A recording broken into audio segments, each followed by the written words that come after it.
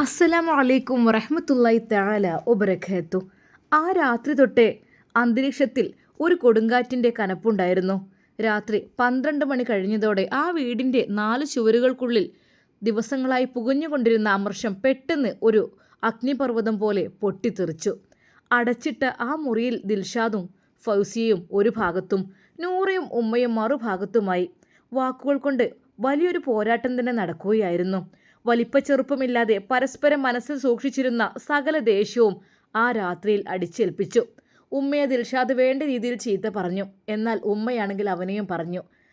ഫൗസിയ തൻ്റെ വലിയ ശബ്ദത്തിൽ നൂറയുടെ മേൽ കുറ്റങ്ങൾ ഓരോന്നായി ആരോപിച്ചു കൊണ്ടിരുന്നു. ദിൽഷാദും സ്വന്തം ഭാഗം ന്യായീകരിക്കാൻ പരമാവധി ശ്രമിക്കുന്നുണ്ടായിരുന്നു. താനാണ് ശരിയെന്നും തൻ്റെ ഭാഗത്താണ് ന്യായമെന്നും സ്ഥാപിച്ചെടുക്കാൻ ദിൽഷാദ് അലറി വിളിച്ചു. എന്നാൽ എത്രയൊക്കെ കോലാഹലങ്ങൾ ഉയർന്നാലും എന്തൊക്കെ തെളിവുകൾ നിരത്തിയാലും ഉമ്മയുടെ കണ്ണുകൾ ചെന്നു നിന്നത് നൂറയിലായിരുന്നു. നൂറയുടെ കണ്ണുകളിൽ നിന്നും ചാലൊഴുകിയ കണ്ണുനീർ കണ്ടപ്പോൾ ഉമ്മയുടെ ഉള്ളം പിടഞ്ഞു. എന്തൊക്കെ തന്നെ പറഞ്ഞാലോ ഉമ്മ അന്നും ഇന്നും നൂറയുടെ ഭാഗത്ത് മാത്രമേ നിലയുറപ്പിക്കൂ. ഒരിക്കൽ പോലും ഒരു വാക്കുകൊണ്ട് പോലും ദിൽഷാദിനെ പിന്തുണക്കാൻ ഉമ്മ തയ്യാറായില്ല. ഉമ്മയുടെ ആ നിലപാട് ദിൽഷാദിനെയും ഫൗസിയെയും ചൊടിപ്പിച്ചെങ്കിലും ഉമ്മയ്ക്ക് അതൊന്നും ഒരു വിഷയമേ ആയിരുന്നില്ല. കാര്യം മറ്റൊന്നുമല്ല, സ്വന്തം മകളുടെയും അവളുടെ ഭർത്താവിൻ്റെയും സ്വഭാവം ഉമ്മയ്ക്ക് നന്നായി അറിയാമായിരുന്നു. ദിൽഷാദിൻ്റെ ആ വൈകാരികമായ പ്രകടനങ്ങൾക്കും ദേഷ്യത്തിനും പിന്നിൽ യഥാർത്ഥ കാരണം ഉമ്മ തിരിച്ചറിഞ്ഞിരുന്നു. അതുകൊണ്ട് തന്നെ ഫൗസിയക്കും ദിൽഷാദും എന്തൊക്കെ തന്നെ ന്യായീകരണങ്ങൾ അവർ പറഞ്ഞു നിരത്തിയാലും ഉമ്മ ഉറപ്പിച്ച് പറഞ്ഞു, നൂറയുടെ ഭാഗത്ത് തെറ്റില്ല. എൻ്റെ കുട്ടി ഒരു തെറ്റും ചെയ്തിട്ടില്ല. സഹികെട്ട് ദിൽഷാദ് ഉമ്മയോട് കയർത്തപ്പോൾ തല ഉയർത്തിപ്പിടിച്ച് ഉമ്മ ദിൽഷാദിൻ്റെ നേരെ വിരൽ ചൂണ്ടി. ആ വാക്കുകളിൽ ഒരു ഉമ്മയുടെ രോഷവും വേദനയും ഒരുപോലെ തിളച്ചു നിന്നിരുന്നു. ചില സാഹചര്യങ്ങൾ കൊണ്ട് ഒരു പക്ഷേ പെൺകുട്ടികൾ അങ്ങനെ ആയി തീർന്നേക്കാം. ദിൽഷാദ്, നീ ഒന്ന് മനസ്സിലാക്കണം, നിന്റെ പെറ്റുമ്മയാണ് ഞാൻ. പക്ഷേ അങ്ങനൊരു സാഹചര്യം ഇവിടെ ഒരുക്കിയത് നീയാണ്. അത് ശ്രദ്ധിക്കേണ്ടതും നിങ്ങൾ തന്നെയാണ്, അല്ലാതെ ഞങ്ങളല്ല. മനസ്സിലായോ? ആണുങ്ങളായി കഴിഞ്ഞാലേ പെണ്ണുങ്ങൾ അതിൻ്റെ വഴിക്ക് നിൽക്കണം. അതിന് നിനക്ക് കഴിവുണ്ടോ ദിൽഷാദെ? എത്ര ദിവസമായി നിന്റെ ഭാര്യയാണല്ലോ. എന്താ, നീ ഒരു ഭർത്താവ് എന്ന ചുമതല നീ ഇതുവരെ ഒരു കാര്യമെങ്കിലും നീ നിറവേറ്റിയിട്ടുണ്ടോ? ഇല്ല. നിന്റെ ആ കഴിവുകേട് കൊണ്ട് തന്നെ മാത്രമാണ് ഇന്ന് ഈ അവസ്ഥയിലെത്തിയത്. അല്ലെങ്കിൽ പിന്നെ അതിൻ്റേതായ രീതിയിൽ നീ നിൽക്കണം. പിന്നിപ്പോൾ എന്താ, എനിക്ക് അവളുടെ ഭാഗത്ത് ഒരു കുറ്റവും തോന്നിയിട്ടില്ല. അവളുടെ വിഷമങ്ങളും സങ്കടങ്ങളും കേൾക്കാൻ അവൾ ഒരാളെ തിരഞ്ഞെടുത്തു, അത് അവളുടെ കൂട്ടുകാരനെ. അതിപ്പോൾ എന്താ? ശരിക്കും ഉമ്മയുടെ വാക്കുകൾ കേട്ട് ദിൽഷാദിന് ദേഷ്യമാണ് വന്നത്. ഉമ്മയുടെ വാക്കുകൾ ഇടിമിന്നൽ പോലെ ആ മുറിയിൽ പതിച്ചു. ദിൽഷാദ് തരിച്ചു നിന്ന് പോയി. ഉമ്മ നിർത്തിയില്ല. തൻ്റെ മനസ്സിനുള്ളിൽ ദിവസങ്ങളായി അടക്കി വെച്ച കനൽ വാക്കുകളായി പുറത്തു വന്നു. ഒരിക്കൽ പോലും ഒരു ആണിൻ്റെ സ്നേഹവും പരിഗണനയും സന്തോഷവും സുഖവും ഒക്കെ എന്താണെന്ന് അനുഭവിച്ചറിഞ്ഞിട്ടുണ്ടെങ്കിൽ ഒരു പെണ്ണും ഇങ്ങനെയൊന്നും ചെയ്യൂല. അവൾക്ക് എന്താണ് കുറവ് വരുത്തിയത്? അത് നീ എപ്പോഴെങ്കിലും ചിന്തിച്ചിട്ടുണ്ടോ? ദിൽഷാദിൻ്റെ മുഖം മങ്ങി.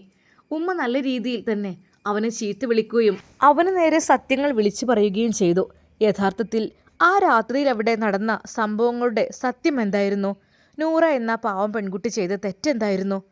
ഭർത്താവായ ദിൽഷാദിൽ നിന്നും ഏൽക്കേണ്ടി വന്ന അവഗണനയും അവൻ്റെ ഭാഗത്തു നിന്നുണ്ടായ വലിയ ക്രമക്കേടുകളും മോശം പ്രവൃത്തികളും അവൾ നാളുകളായി സഹിക്കുകയായിരുന്നു. ഉള്ളിലൊതുക്കുവാൻ കഴിയാത്തത്ര വേദന നിറഞ്ഞപ്പോൾ സ്വന്തം മനസ്സിലെ ഭാരം അല്പമൊന്ന് കുറയാൻ വേണ്ടി ആ സാഹചര്യങ്ങൾ അവൾ തൻ്റെ പ്രിയപ്പെട്ട കൂട്ടുകാരനുമായൊന്ന് പങ്കുവെച്ചു. അത്രമാത്രമായിരുന്നു നൂറ ചെയ്ത തെറ്റ്. സ്വന്തം ഭർത്താവിൽ നിന്ന് ലഭിക്കാത്ത ആശ്വാസം തേടി കൂട്ടുകാരോട് മനസ്സ് തുറന്നു എന്നല്ലാതെ വേറൊരു തെറ്റും അവൾ ചെയ്തിരുന്നില്ല. എന്നാൽ ദിൽഷാദും പെങ്ങൾ ഫൗസിയയും വലിയൊരു കുറ്റമാക്കി മാറ്റി അതിനെ. നൂറയെ മാനസികമായി തളർത്താൻ ശ്രമിക്കുകയായിരുന്നു അവർ. ഒരുമ്പെട്ടോള് ഈ വീട്ടിൽ വന്ന് കയറിയപ്പോഴേ തുടങ്ങി ഇങ്ങനെ ഓരോ പ്രശ്നങ്ങൾ. എൻ്റെ ആങ്ങൾ എന്ത് തെറ്റ് ചെയ്തിട്ടാടി ഈ ഇങ്ങനെയൊക്കെ ഓനോട് ഇങ്ങനെ ചതിക്കാൻ പാടുണ്ടോ ആണുങ്ങളെ? ഒന്നുമില്ലെങ്കിലും ഓൻ ഇവിടെ ഉണ്ടായിരുന്നല്ലോ. എന്നിട്ട് പോലും ശരിക്കും ഫൗസിയ നല്ല രീതിയിൽ അത് അവളെ ചീത്ത പറയുന്നുണ്ട്. താൻ കാരണം ഒരു പെൺകുട്ടിയുടെ ജീവിതവും മനസ്സും തകർന്നു തരിപ്പണമായത് മറച്ചു വെക്കാൻ ദിൽഷാദ് കണ്ടുപിടിച്ച ഒരു ആയുധമായിരുന്നു ആ ആരോപണം. പക്ഷേ ആ ഉമ്മയ്ക്ക് മുമ്പിൽ ആ കളികളൊന്നും നടന്നില്ല. മകളുടെ കണ്ണീരിൻ്റെ വില ഉമ്മക്ക് അറിയാമായിരുന്നു. ഭർത്താവിൻ്റെ അനാസ്ഥയും മോശം സ്വഭാവവും കൊണ്ട് ജീവിതത്തിൽ ഒറ്റപ്പെട്ടു പോയ ഒരു പെൺകുട്ടിയുടെ വേദന ഉമ്മ കൃത്യമായി മനസ്സിലാക്കി. ആ രാത്രി ബഹളങ്ങളും ആരോപണങ്ങളും ഒടുവിൽ അടങ്ങിയപ്പോൾ ആ വീടിൻ്റെ കോണിൽ നൂറ കരഞ്ഞു തളർന്നിരിക്കുകയായിരുന്നു. എന്നാൽ അവളുടെ തോളിൽ ചേർത്ത് വെച്ച ഉമ്മയുടെ കൈകൾ അവൾക്ക് നൽകിയ ആശ്വാസം ചെറുതായിരുന്നില്ല. ലോകം മുഴുവനും എതിർത്താലും തൻ്റെ കൂടെ നിൽക്കാൻ, തൻ്റെ നിസ്സഹായ അവസ്ഥ മനസ്സിലാക്കാൻ സ്വന്തം ഉമ്മയുണ്ടെന്ന തിരിച്ചറിവ് നൂറയുടെ മനസ്സിലെ മുറിവുകൾക്ക് അല്പമെങ്കിലും ശമനം നൽകി. ആ രാത്രി ഒരു വലിയ സത്യം അവിടുത്തെ എല്ലാവർക്കും മുന്നിൽ തുറന്നു കാട്ടി. പെൺകുട്ടികളുടെ തെറ്റുകളെ ചൂണ്ടിക്കാട്ടുന്നതിന് മുമ്പ് അവരെ വഴിയിലേക്ക് തള്ളിയിട്ട സ്വന്തം അപാകതകളെക്കുറിച്ചും കഴിവുകേടിനെക്കുറിച്ചും ചിന്തിക്കാൻ പുരുഷന്മാർ തയ്യാറാകണം എന്ന് ഉമ്മ ഉറക്കെ വിളിച്ചു പറഞ്ഞു. എന്നാൽ ദിൽഷാദിന് ദേഷ്യം ഇരട്ടിക്കുകയായിരുന്നു. തള്ളനെ നാവ് കണ്ടില്ലേ, മരോക്കനുസരിച്ച് എല്ലാത്തിനും കൂട്ടു നിന്നോട്ടെ, അത് ഞാൻ ഇപ്പം തന്നെ തീർത്തോളാം. ഉമ്മാൻ്റെ ആ സ്വഭാവം. ആ രാത്രിയിലെ വാക്കുതർക്കങ്ങൾ അല്പമൊന്ന് തണുത്തു എന്ന് തോന്നിച്ച നിമിഷത്തിലാണ് ദിൽഷാദിൻ്റെ ഉള്ളിൽ പകയുടെ പുതിയൊരു തീജ്വാല പടർന്നു പിടിച്ചത്. ഉമ്മയുടെ വാക്കുകൾ അവൻ്റെ അഹന്തതയെ ആഴത്തിൽ മുറിവേൽപ്പിച്ചിരുന്നു. താൻ തോറ്റുകൊടുക്കാൻ തയ്യാറില്ലെന്നും നൂറയെ എല്ലാവരുടെയും മുമ്പിൽ വെളുപ്പിച്ചെടുക്കാൻ സമ്മതിക്കില്ലെന്നും അവൻ ഉറപ്പിച്ചു. ഇല്ല നൂറ, നീ അത്ര നല്ല ആളാവണ്ട, ഞാനാണ് മോശക്കാരൻ. ഉമ്മ എല്ലാവരുടെയും മുന്നിലെ എന്നെയാണ് മോശക്കാരനാക്കാൻ വിചാരിക്കുന്നത്. ഒരിക്കലും ഞാനതിന് സമ്മതിക്കില്ല. ആഹാ, അങ്ങനെ വിട്ടാൽ പറ്റില്ല. ഉമ്മക്ക് ഞാൻ ചെയ്തത് ഭയങ്കര തെറ്റ്, അവൾ ചെയ്ത ഒരു തെറ്റുമല്ല. ശരിക്കും ദിൽഷാദിന് ദേഷ്യം ഇരച്ചു കയറി. എന്ത് പറഞ്ഞാലും അവളെ ഭാഗമേ ഉമ്മ കൂടുള്ളൂ. ഞാനാൾ ഉമ്മാൻ്റെ മകന്. പക്ഷേ എന്നോടില്ലാത്ത സ്നേഹം എന്താ ഓളോട്? അവൾ എന്ത് പറഞ്ഞാൽ അത് ശരി, ഞാൻ എന്തേ പറഞ്ഞ തെറ്റ്. ആഹാ, അങ്ങനെ വിട്ടാൽ ശരിയാവില്ല. നൂറയെ എല്ലാവരുടെയും മുമ്പിൽ വെളുപ്പിച്ചെടുക്കാൻ ഞാൻ സമ്മതിക്കില്ല, അവൻ ഉറപ്പിച്ചു. നൂറയുടെ ഇമേജ് പൂർണ്ണമായും തകർക്കണം. ഇവളെ എല്ലാവരുടെയും കണ്ണിൽ മോശക്കാരിയാക്കണം. അതായിരുന്നു അവൻ്റെ ലക്ഷ്യം. പെട്ടെന്നാണ് അവൻ ഫോൺ തപ്പിയെടുത്തത്. അവൻ്റെ കണ്ണുകളിൽ വല്ലാത്തൊരു വഞ്ചനാത്മകമായ തിളക്കമുണ്ടായിരുന്നു. ഹെടി നൂറ, ഇതോടുകൂടി എല്ലാം തീരും, നോക്കിക്കോ. നൂറ ചെയ്ത ആ കാര്യം, സ്വന്തം കാര്യങ്ങൾ അതെ അവനോട് പങ്കുവച്ചത്, അതിനെ വലിയൊരു മഹാപാതകമാക്കി മാറ്റി എല്ലാവരുടെയും മുമ്പിൽ തുറന്നു കാട്ടണം. ആദ്യം തന്നെ തൻ്റെ ബെസ്റ്റ് ഫ്രണ്ട് ഷെഫീഖിനെ വിളിച്ച് കാര്യങ്ങളെല്ലാം പറയണം. അവൻ എന്തൊക്കെയായിരുന്നു പറഞ്ഞിരുന്നത്? പാവം പെണ്ണാണ്, അങ്ങനെ കഷ്ടപ്പെടുത്തരുത്, അങ്ങനെ ചെയ്യരുത്, ഇങ്ങനെ ചെയ്യരുത്. ഇപ്പം എന്തായി? അതാണ് പറഞ്ഞത്. എല്ലാത്തിനും തെളിവ് കിട്ടിയിട്ട് ഒന്ന് ഫ്ലാഷ് ആക്കണമെന്ന് വിചാരിച്ചു തന്നെ. ഞാൻ കരുതി കൂട്ടി തന്നെയാണ് ഇത് അവളെ ഞാൻ പിടിച്ചത്. എന്താന്നില്ലേ, അവന് എന്തൊക്കെയായിരുന്നു അവളെക്കുറിച്ച് സഹതാപം. നൂറ എത്രമാത്രം മോശക്കാരിയാണെന്ന് വരുത്തി തീർക്കണം, അതാണ് വേണ്ടത്. അതിനുശേഷം അവളെ ബാപ്പയെ വിളിക്കണം. ദാമ്പത്യത്തിലേക്ക് കാലെടുത്ത് വെച്ച നാൾ മുതൽ തന്നെ ഹാജി തികഞ്ഞ അഭിമാനത്തോടെയാണ് തൻ്റെ മകളെക്കുറിച്ച് സംസാരിച്ചിരുന്നത്. എൻ്റെ മോള് നല്ല സോലിഹായ കുട്ടിയാടാ, ഒരു തെറ്റും ചെയ്യാത്തതാണ് എന്ന് പലപ്പോഴും പള്ളിയിലും നാട്ടിലും വെച്ച് ഹാജി പറയണേ കേട്ടിട്ടുണ്ട്. എല്ലാവരും ചോദിച്ചിട്ടുമുണ്ട്, ഏതൊരു ഹാജിയുടെ മോളല്ലേ ഈ കെട്ടിയത് എന്ന്. ദിൽഷാദ് പല്ലുറുമ്മിക്കൊണ്ട് മനസ്സിൽ പറഞ്ഞു, ഹാജി ഒന്നും അറിയട്ടെ, മൂപ്പര് പൊന്നുപോലെ വളർത്തി സോലിഹത്തായ കുട്ടിയെന്ന് പറഞ്ഞ് കെട്ടിച്ചു തന്ന മോളുടെ യഥാർത്ഥ സ്വഭാവം ഇതാണെന്ന് അങ്ങനെ അറിയണം. ഇനിയിപ്പോൾ എന്തൊക്കെ വന്നാലും വേണ്ടില്ല, നാട്ടിലും കൂട്ടുകാർക്കിടയിലും അവളെ വെച്ച് ഞാൻ ഫ്ലാഷ് ആക്കും, ശരിക്കും നാറ്റിക്കും. ഫോണിൽ ഹാജിയുടെ നമ്പർ തിരഞ്ഞുകൊണ്ട് അവൻ ഉമ്മറത്തേക്ക് നടക്കാൻ ആരാഞ്ഞു. അതുവരെ മിണ്ടാതിരുന്ന ഉമ്മ അവൻ്റെ പോക്ക് കണ്ടിട്ട് പെട്ടെന്ന് മുന്നിലേക്ക് കയറി നിന്നു. ഉമ്മയുടെ ശബ്ദത്തിൽ ചോദ്യത്തേക്കാളേറെ അറപ്പും ദേഷ്യവുമായിരുന്നു. എടാ, എങ്ങോട്ടേ ഫോൺ എടുത്തുകൊണ്ട് നട്ടപ്പാതിരാക്ക് തുള്ളിപ്പോകുന്നത്? എന്താ നിന്റെ മനസ്സിൽ? ദിൽഷാദ് ഫോൺ കയ്യിലിട്ട് തിരിച്ചുകൊണ്ട് ക്രൂരമായൊരു ചിരിയോടെ ഉമ്മയെ നോക്കി. ഹല്ലുമ്മ, ഇവളുടെ മാന്യതയൊന്ന് മാസ്ക് ഉരിഞ്ഞൊന്ന് വീഴട്ടെ. അവള് മുഖം മൂടി അണിഞ്ഞ കള്ളത്തരം ചെയ്യുന്നവളാണ് അവൾ. എല്ലാവരും അറിയട്ടെ ഇവളുടെ വൃത്തികെട്ട സ്വഭാവം. ഞാനിതൊന്നും മറച്ചു വെക്കില്ലുമ്മ, ഒരിക്കലും മറച്ചു വെക്കാൻ ഞാൻ തയ്യാറല്ല. അവളുടെ ബാപ്പയെ വിളിച്ച് പറയൂ ഞാൻ, നിങ്ങളുടെ മോൾ ഇവിടെ കാട്ടിക്കൂട്ടുന്ന കൂത്താട്ടങ്ങൾ ഒന്ന് വന്ന് കാണ് ഹാജി എന്ന് തന്നെ പറയും. ഷെഫീഖിനോടും പറയും. ഷെഫീഖ് എപ്പോഴും ഷെഫീഖിനോളെക്കുറിച്ച് വലിയ മതിപ്പാണ്. എന്തിനാടാ പാവം, അങ്ങനെ ഇങ്ങനെ നിനക്ക് സഹകരിച്ചൂടെ, നിൻ്റെ ഭാര്യയല്ലേ, എന്തൊക്കെയാണ് അവന് പറയുന്നത്? എനിക്കും ചിലതൊക്കെ അറിയാനുണ്ട്, അറിയിക്കാനുമുണ്ട്. മുറിയിലൊരു കോണിൽ ഇതെല്ലാം കേട്ട് നിൽക്കുകയായിരുന്നു നൂറ. അവൾ ഞെട്ടിത്തെരിച്ചു പോയി. സ്വന്തം ഭർത്താവിൽ നിന്ന് ഇത്രയും തരം താണൊരു നീക്കം അവൾ തീരെ പ്രതീക്ഷിച്ചിരുന്നില്ല. ഭാര്യയുടെ ഭാഗത്ത് എന്തെങ്കിലും തെറ്റ് കണ്ടാൽ അത് ഉപദേശിക്കുക, ഇനി അത് ചെയ്തു കഴിഞ്ഞാൽ നിന്നെ വീട്ടിൽ നിന്ന് പറഞ്ഞേക്കും, അല്ലെങ്കിൽ ഞാൻ ഡൈവോഴ്സ് ചെയ്യും എന്ന് പറയുക. അതൊന്നുമില്ലാതെ ശരിയാണെന്നോ തെറ്റാണെന്നോ എന്താണെന്നോ അറിയാതെ ഇത് ഫ്ലാഷ് ആക്കുവാൻ വേണ്ടിയിട്ടാണ് അവൻ നടക്കുന്നത്. അതുമാത്രമല്ല മറ്റു പലതും. തൻ്റെ സങ്കടങ്ങൾ, ഭർത്താവിൻ്റെ ക്രൂരതകൾ സഹിക്കാൻ വയ്യാതെ ഏതാനും വാക്കുകൾ ഞാൻ അവനോട് പറഞ്ഞു തുറന്നതിനാലാണ് അവൻ അവളെ കുടുംബത്തിന് മുന്നിലും നാട്ടുകാർക്ക് മുമ്പിലും ഒരു വേശ്യക്ക് തുല്യം അധിക്ഷേപിക്കാൻ തുനിയുന്നത്. നൂറയുടെ നെഞ്ച് പടപട ഇടിച്ചു. അവൻ ഉറക്കെ വിളിച്ചു പറഞ്ഞു, അതെ, ഇവിടെ ഏതൊക്കെ നടന്നിട്ടുണ്ടെന്ന് നിങ്ങൾക്ക് ആർക്കെങ്കിലും അറിയോ? അതെ, അങ്ങനെ പലതും ഉണ്ടാവും. ഉമ്മ ഒന്നും കാണൂല, ഉമ്മ അവളെ ഭാഗല്ലേ. ഞാനൊന്നും ഒന്നും നീ പറയണ്ട അതൊന്നും. ഒരു നിമിഷം നൂറയുടെ നെഞ്ച് പടപട ഇടിച്ചു. അതെ, ഇതറിയുമ്പോൾ ബാപ്പ ദേഷ്യം കൂടും. അതുമാത്രമല്ല, ഉമ്മ തളർന്നു പോകും. ഉമ്മയുടെ ആ നിഷ്കളങ്കമായ ആ മുഖം, അത് അവളുടെ മനസ്സിലേക്ക് ഓടിയെത്തി. പഠിച്ചോനെ, എൻ്റെ ഉമ്മക്ക് ഇതറിഞ്ഞാൽ താങ്ങുമോ? ദിൽഷാദ് എന്തൊക്കെ നുണക്കഥകളാണ് ബാപ്പയോട് മെനഞ്ഞുണ്ടാക്കാൻ വേണ്ടി പോകുന്നത്. താൻ ചെയ്യാത്ത തെറ്റുകൾക്ക്, പറയാത്ത മറുപടികൾക്ക് എങ്ങനെ മറുപടി പറയും? ദിൽഷാദ് എത്രത്തോളം നിഷ്ഠൂരനായി നൂറയെ ചിത്രീകരിക്കാൻ തുടങ്ങി. അവൾക്കെതിരെ അവൻ പറയാൻ പോകുന്ന അപവാദ കഥകൾ കേട്ട് ഉമ്മ പോലും ഒന്ന് വിറച്ചു. ഉമ്മയോട് ഞാൻ പറയാം, ഇവൾ കൂട്ടുകാരികൾക്ക് അല്ലെങ്കിൽ മറ്റോൻക്ക് മെസ്സേജ് അയക്കുന്നതേ മാത്രമല്ല വീടിൻ്റെ അന്തസ്സ് ചന്തയിലാക്കുന്നതാണ് ചെയ്തത്. ഭർത്താവിനെ പറ്റി നാട്ടുകാരോട് കുറ്റം പറയുന്ന, കുടുംബത്തിൻ്റെ രഹസ്യങ്ങൾ വലിച്ചു പുറത്തിടുന്ന ഇവളാണോ സോലിഹത്തായ പെണ്ണ്? ഇവൾക്ക് വേറെ എന്തൊക്കെ ബന്ധമുണ്ടെന്ന് ആർക്കറിയാം? നൂറിയെ ഒരു മോശം സ്ത്രീയായി, കുടുംബം മലിനമാക്കുന്നവളായി ദിൽഷാദ് ചായം പൂശിക്കൊണ്ടിരുന്നു. ദിൽഷാദിൻ്റെ ഓരോ വാക്കുകളും നൂറയുടെ നെഞ്ചിലേക്ക് മൂർച്ചയുള്ള അമ്പുകൾ പോലെ തറച്ചു കയറി. താൻ ജീവന തുല്യം സ്നേഹിച്ച വിശ്വസിച്ച ഭർത്താവാണ് ഒരു തെറ്റിനെയും 100,000 നുണകൾ കൂട്ടിച്ചേർത്ത് സ്വന്തം ബാപ്പയുടെ മുന്നിൽ തന്നെ നാണം കെടുത്തുവാൻ വേണ്ടി ഒരുങ്ങുന്നത്. നൂറ കണ്ണീരടക്കാനാവാതെ വിറക്കുന്ന ശബ്ദത്താൽ ദിൽഷാദിനോട് അപേക്ഷിച്ചു, ദിൽഷാദ്, വേണ്ട, ബാപ്പയെ വിളിക്കരുത്. എൻ്റെ ഉമ്മയും അസുഖമുള്ള ആളാണ്. ഞാനൊന്നും ചെയ്തിട്ടില്ല ദിൽഷാദ്. എൻ്റെ വിഷമം താങ്ങാൻ വയ്യാഞ്ഞിട്ടാ ഞാൻ. പക്ഷെ ദിൽഷാദിൻ്റെ കണ്ണുകളിൽ ദയയുടെ ഒരു അംശം പോലും ഉണ്ടായിരുന്നില്ല. അവൻ ഫോൺ അതാ കാതിലേക്ക് വെച്ചു. ഹാജിയുടെ നമ്പറിലേക്ക് ഡയൽ ചെയ്യാൻ വിരലുകൾ അമർത്തി. ആ രാത്രി സ്വന്തം ഭർത്താവിൻ്റെ ഈ ക്രൂരമായ പ്രതികാരത്തിന് മുന്നിൽ താൻ ചെയ്യാത്ത തെറ്റിന് പഴികേട്ട് മാനസികമായി പൂർണ്ണമായും തകർന്നു പോയ നൂറ എന്ന പെൺകുട്ടിയുടെ കണ്ണീരുകൊണ്ട് ആ മുറി നനഞ്ഞു കുതിർന്നു. ദിൽഷാദ് മെനഞ്ഞെടുക്കുന്ന ക്രൂരമായ കഥകൾ അവളുടെ ജീവിതത്തെ ഏത് കയത്തിലേക്കാണ് തള്ളിവിടാൻ പോകുന്നതെന്ന ഭയത്തോടെ അവൾ നിലത്ത് തളർന്നിരുന്നു.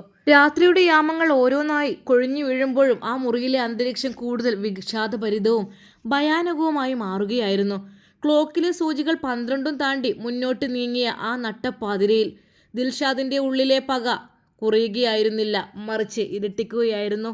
നൂറയുടെ ജീവിതം പൂർണ്ണമായും തകർത്തെറിയാനുള്ള യന്ത്രങ്ങൾ അവൻ തൻ്റെ മനസ്സിൽ മെനഞ്ഞെടുക്കുകയായിരുന്നു. ഒരിക്കൽ പോലും അവൾക്കൊരു ജീവിതം കിട്ടരുത്. ഞാനും അവളെ തൊടില്ല, പക്ഷെ വേറൊരുത്തനും കിട്ടരുത്. അവളങ്ങ് നരകിച്ച് കഴിയണം. നൂറ് തറയിലിരുന്ന് വിങ്ങി പൊട്ടുന്നുണ്ടായിരുന്നു.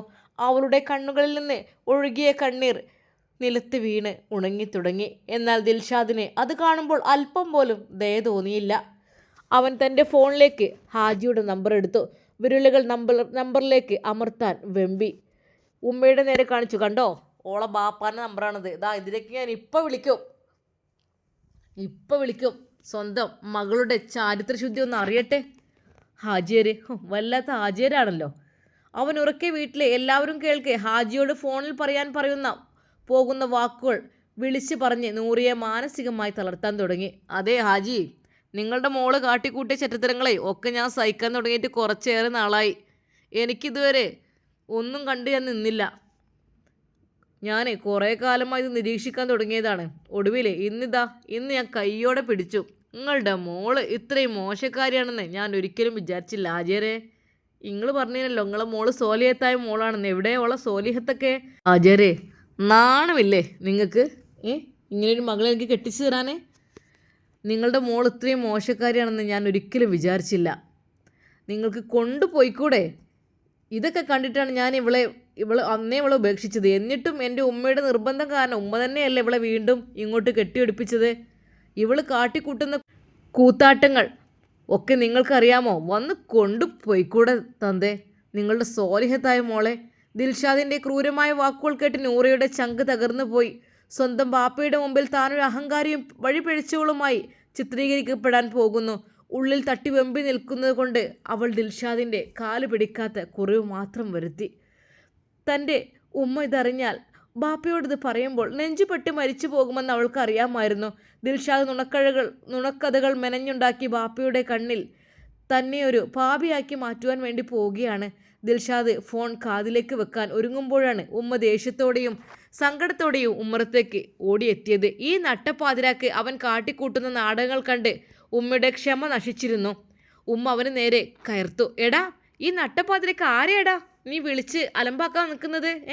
ആളുകളുടെ ഉറക്കം കെടുത്താൻ ഇറങ്ങി തിരിച്ചു വരാടാ നീയെ. ഫോൺ താഴെ ഇടടാ. ഉമ്മയുടെ കർശനമായ ഇടപെടൽ കണ്ട് ദിൽഷാദ് അല്പമൊന്ന് മടിച്ചു. അവൻ ഫോൺ കീശയിലേക്ക് തിരുകി. ഉമ്മയെയും നൂറയെയും വന്യമായൊരു നോട്ടം നോക്കി. അവൻ്റെ മുഖത്ത് തികഞ്ഞ ക്രൂരതയും അഹങ്കാരവും നിറഞ്ഞു നിന്നിരുന്നു. അവൻ തികച്ചും തണുപ്പൻ മട്ടിൽ എന്നാൽ വിഷം കലർന്ന ശബ്ദത്തിൽ പറഞ്ഞു, ഉമ്മ, അതിപ്പോൾ തൽക്കാലം ഈ നട്ടുപ്പാതിരൊക്കെ ഞാൻ ഇവിടെ നിർത്തുന്നു. പക്ഷെ ഓർത്ത് വെച്ചോ, നാളെ രാവിലെ സൂര്യ ഉദിക്കുന്നതോടെ ആദ്യത്തെ കോൾ ഓളുടെ വാപ്പാക്കായിരിക്കും. കാര്യങ്ങളെല്ലാം ഞാൻ ആ കിളവനോട് അക്കമിട്ട് പറയും. എന്നിട്ട് ഈ മോളെ വന്ന് ഇവിടുന്ന് കൊണ്ടുപോകാനും പറയും. ഇനി ഇവളെ എൻ്റെ തലയിൽ വെച്ചുകൊണ്ടിരിക്കില്ല. ദിൽഷാദിൻ്റെ ഈ ഭീഷണി കേട്ട് ഉമ്മ ശരിക്കും ഞെട്ടിത്തരിച്ചു പോയി. ഉമ്മ മകൻ്റെ ഉള്ളിൽ ഇത്രയും വലിയൊരു ചതിയും വഞ്ചനയും ഒളിച്ചിരിപ്പുന്നുണ്ടെന്ന് ഉമ്മ സ്വപ്നത്തിൽ പോലും കരുതിയില്ല. സ്വന്തം തെറ്റുകളും അപാകതകളും മറച്ചു വെക്കാൻ വേണ്ടി ഒരു പാവം പെൺകുട്ടിയുടെ ജീവിതം, അവരുടെ കുടുംബത്തിൻ്റെ മാനവും ചന്തയിലാക്കാൻ മടിക്കുന്ന സ്വന്തം മകനെ ഓർത്ത് ഉമ്മാക്ക് അറപ്പ് തോന്നി.